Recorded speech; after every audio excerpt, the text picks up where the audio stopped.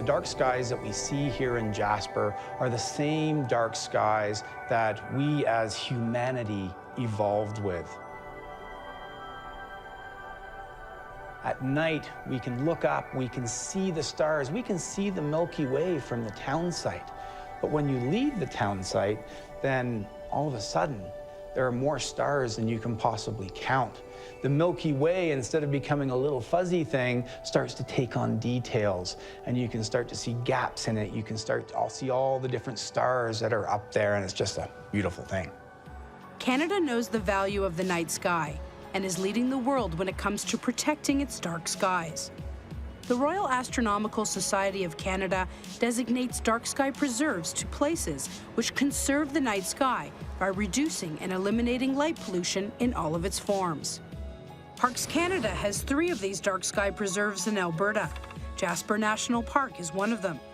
So Jasper is unique in Canada that it's the only dark sky preserve that has a town wholly within it, and that poses some special challenges because there is, of course, lights in the town. We get 2 million visitors a year, so we have 2 million people that we can talk to and talk about the dark skies too. Luckily enough, the municipality has already a sustainability plan in which they also commit to reducing light pollution over the next decades.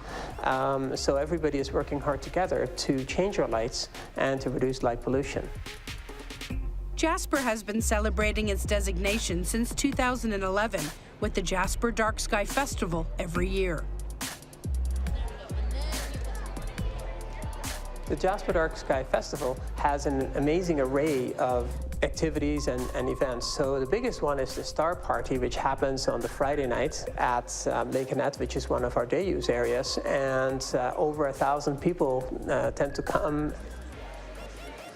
I think the Jasper Dark Sky Festival is a very important thing, especially for our visitors who come from the cities, because there's so much artificial light that they don't get to see the sky as it was meant to be seen. They get to see a few of the brightest stars, but here, they get to see hundreds, if not thousands of stars when they look at the sky. They get to experience what the night sky is all about. The Jasper Dark Sky Festival has become so popular that it's attracting headliners like Canadian astronaut Colonel Chris Hadfield. On the morning of July 20th, 1969, it was impossible to walk on the moon. No one had ever done it. It was impossible. It's a thing that people had never done, did not do. And yet by bedtime on July 20th, 69, Neil and Buzz were walking around on the moon.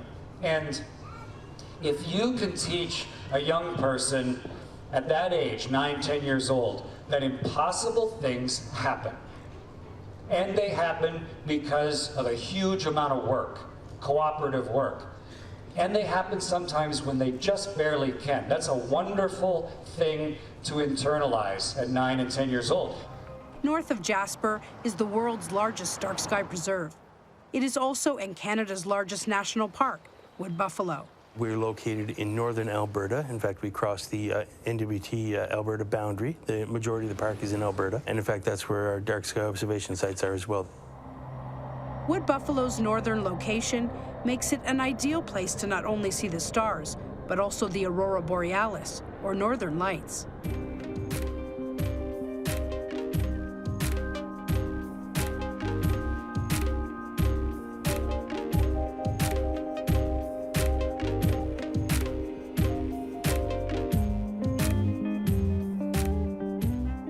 It's one thing to look at them and say, hey, that's really pretty. The next question is likely, what causes that? I don't know what causes that.